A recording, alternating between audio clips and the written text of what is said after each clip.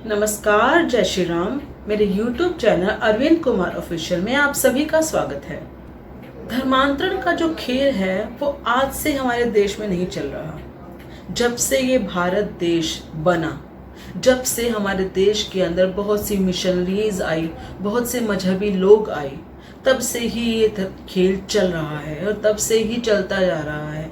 कितने ही लोग हैं, इवन दैट हमारे देश में सभी हिंदू थे, जैसे ही दूसरे जो पंथ हैं, दूसरे ही जो धर्म के लोग अपने आप को मानते हैं, हम मानते हैं कि वो धर्म नहीं है, वो एक तरह के एक सोच है, एक आइडियोलॉजी टाइप है। जितनी भी हैं, धर्म सिर्फ एक है, वो है सनातन, और दूसरी आइडियोलॉजीज है। वो आइडियोलॉजी जैसे जैसे हमारे देश में पनपती चली गई, वैसे वैसे वो धर्मांतरण करती चली गई, और हमारे हिंदू ही धर्मांतरण कर दूसरे धर्म के अपने आप को बनाने लगे, दूसरे धर्म के अपने आप को समझने लगे।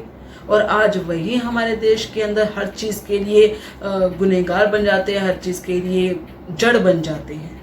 वो समझते हैं कि हम तो अपने जो भी उनके दाता या जो भी उनके मानते हैं, उनको आका मानते हैं, हम उन्हीं का पालन कर रहे हैं। लेकिन वो ये भी जानते हैं कि एक्चुअल में जो उनकी जड़ है वो हिंदू धर्म थी।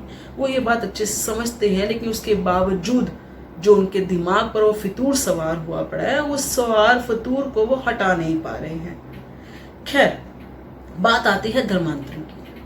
अब धर्मांतरण का खेल तो बहुत हजार सालों से चलता आ रहा है इस देश के अंदर, बहुत ही हजार सालों से।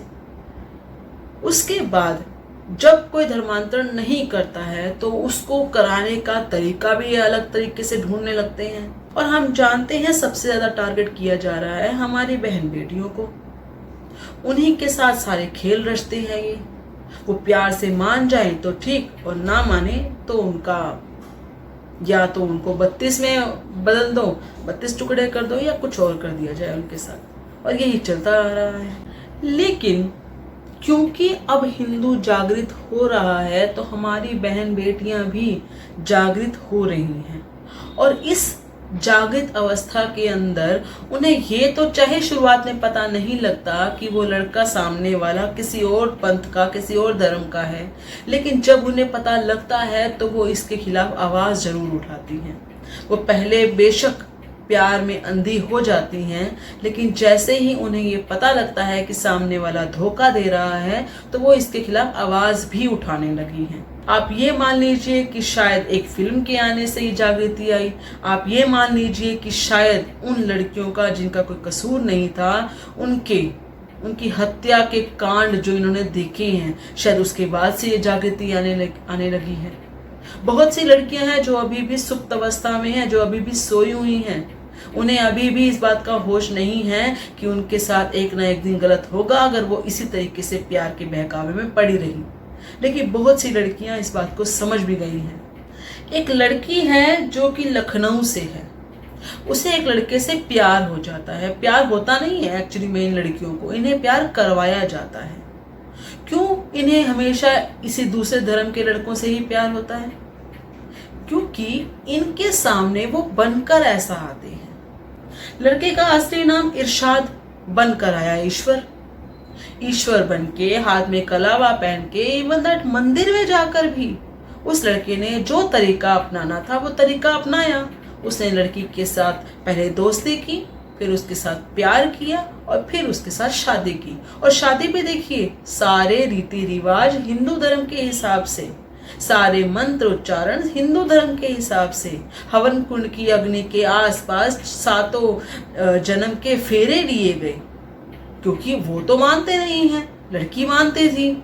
और इस हिसाब से उसने शादी की, पंडित जी के सामने शादी की। लड़की ने घर वालों से दूर जाकर, लड़की ने घर वालों को बताए बिना ये शादी कर ली। अब शादी कर ली, लड़की लड़के के घर रहने गई। जब लड़की लड़के के ससुराल यानी कि अपने ससुराल में और लड़के के घर रहने जाती है तो पता लगता है कि लड़का मुस्लिम है।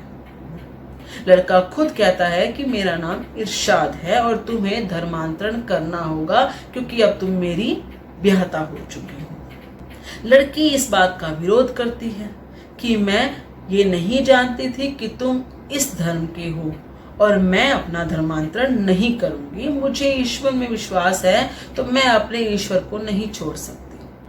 अब क्या होता है? अब वही होता है जो बाकी लड़कियों या फिर बाकी उनके धर्म के जो पेरेंट्स हैं वो करते हैं, वही किया गया।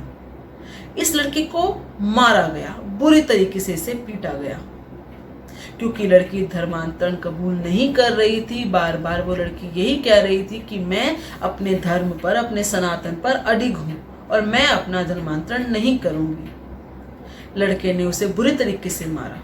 सिर्फ लड़के ही नहीं बल्कि उसके साथ मिले हुए उसके परिवारजनों ने भी उस लड़की के साथ बहुत बुरी तरीके से उसका बुरा हाल किया, उसे मारा पीटा और उसके साथ बदतमीजी भी की, दुष्कर्म भी किया, जो कि सभी लड़कियों के साथ ये करते हैं, जो कि जिनके साथ भी इन्होंने ये खेल रचना होता है धर्मांतरण का और जिहाद का, जिसे कहते हैं लव जिहाद का, ये वही किया और वही करते हैं। अब लड़की होश में आ चुकी थी, लड़की भागती है। लड़की को जैसे ही मौका मिलता है वो पुलिस के पास जाकर ये बात कहती है, अपनी बात पूरी की पूरी बताती है, अपने पेरेंट्स को भी ये बात बताती है कि मेरे साथ धोखा हुआ है। पहले तो पेरेंट्स नाराज होते हैं कि उस लड़की ने बिना बताए शादी की, घर से भाग गई, लेकिन फिर कहीं ना कहीं पेरेंट्स भी साथ देते हैं और देना भी चाहिए। जब आपको लगता है कि बच्चे ने गलती कर ली और कहते हैं कि जब घर पे भूला वापस आता है तो उसे माफ कर देना चाहिए, क्योंकि उसे एहसास हो जाता है कि उसने जो किया वो गलत था और उसे गलती का एहसास हो गया। और भूल तो ईश्वर भी माफ करते हैं, फिर हम तो इंसान हैं। पेरेंट्स ने उस लड़की को माफ किया, माफ करने के बाद उस लड़के को जेल भिजवाया और ऐसा ही होना चाहिए। परंतु अब सवाल ये है कि क्या ये लड़का जेल में जाने के बाद भी सुधर जाएगा? इनको जेल में डाल दो, कुछ टाइम के बाद ये जमानत पे बाहर आ जाते हैं, इन्हें कोई फर्क नहीं पड़ता। जब तक इनके खिलाफ, जब तक ये लव जिहाद, लैंड जिहाद, जब तक ये थूक जिहाद, इन सब के खिलाफ कोई सख्त कानून नहीं आता, तब तक ये खेल चलते रहेंगे। क्योंकि इन्हें मालूम है अगर इनके पीछे इनके आका बैठे हुए हैं, वो इनके लिए इनके पैसे भर देंगे और इन्हें वो खेल चलते रहने देंगे। इनके खिलाफ सख्त कानून जब तक नहीं आता ये लोग नहीं सुधरने वाले, और वो आएगा, जरूर आएगा वो कानून, और आना भी चाहिए। ये लोग तभी सुधरेंगे। धर्मांतरण करना कोई अगर अपनी मर्जी से करे, मैं तो कहती हूँ तब भी गलत है, लेकिन फिर भी अगर कोई मर्जी से करता है तो कहीं ना कहीं इस बात पे चुप्पी हो जाती है कि सामने वाला हमें कहीं ना कहीं कह रहा है कि हाँ मेरी मर्जी। और वैसे भी हमारे देश में तो हर किसी का मौलिक अधिकार है, वो अपनी मर्जी से कुछ भी कर सकता है अपने साथ। इसीलिए जब कोई बिना मर्जी के किसी का धर्मांतरण करवाने की कोशिश करता है, उसका धर्म परिवर्तन करवाने की कोशिश करता है, या उसके साथ धोखे से ये काम करवाता है, तो इसके लिए बहुत अच्छे से सजा मिलनी चाहिए। ये जो लड़का है ये लखनऊ के बाराबंकी के साई खेड़ा नाम का मूल निवासी है। साई खेड़ा एक जगह है, वहां का मूल निवासी है। इसके खिलाफ FIR भी हो चुकी है, इसे गिरफ्तार भी किया जा चुका है। अब देखना यह है कि कब तक इसके खिलाफ एक अच्छे से कार्रवाई होती है और इसको कितनी सजा मिलती है, क्योंकि लव जिहाद अब क्राइम बन चुका है और उसके खिलाफ अभी तक कानून, जो कि हम जानते हैं हमारे गृह मंत्री ने कुछ कानून, इस तरह के कानून बनाए हैं, लेकिन वो अभी तक पारित हुए हैं या नहीं उसके लिए भी इंतजार करना है। उन कानूनों को लागू कब किया जाएगा उसके लिए इंतजार अभी करना है। परंतु तब तक इन धर्मांतरण के ऊपर कोई ना कोई नकेल कसी जानी चाहिए, क्योंकि ये बहुत ज़्यादा बढ़ते जा रहे हैं। सिर्फ यही नहीं, सिर्फ हम यही नहीं कहेंगे कि इसी धर्म के लोग कर रहे हैं, और भी बहुत से ईसाई मिशनरीज भी हैं, वो भी धर्मांतरण का पूरा खेल रचा रही हैं। हम सबको अलर्ट होने की भी ज़रूरत है, और ख़ास तौर पे उन लड़कियों को जो इनके चक्करों में फंस जाती हैं, जो सोचती हैं कि सामने वाला प्यार कर रहा है। अरे आप ये नहीं समझ रहे कि वो मुस्लिम होकर किस तरीके से आपके साथ प्यार करता है। उसे कैसे पता कि आप हिंदू ही हैं? उसे प्यार होने से पहले वो आपका धर्म ही क्यों देखता है? आप इस बारे में जब तक नहीं सोचेंगे, जब तक आप अलर्ट नहीं होंगे, आपके साथ ये खेल चलते रहेंगे। आप लोगों को अलर्ट होने की ज़रूरत है, हमारी हिंदू बेटियों को अलर्ट होने की ज़रूरत है। उन्हें इस बात को सिरे से निकालना चाहिए। उन्हें इस बात को ध्यान रखना चाहिए। अरे प्यार के चक्कर में पड़ते ही क्यों है? पेरेंट्स कहेंगे वहाँ शादी कर लेना, आपका गोत्र आपका हर चीज देख कर शादी की जाएगी, क्या दिक्कत है? प्यार तब कर लेना। क्यों पहले प्यार के चक्करों में पड़ रही है? क्यों लव मैरिज का ही आपको भूत सवार हुआ पड़ा है? और करना ही है तो अपने कुल देख लो पहले कि अपने गोत्र का हो, यानी कि अपना हिंदू हो, पहले ये चीज देख लो फिर अगर आपको प्यार ही करना है तो।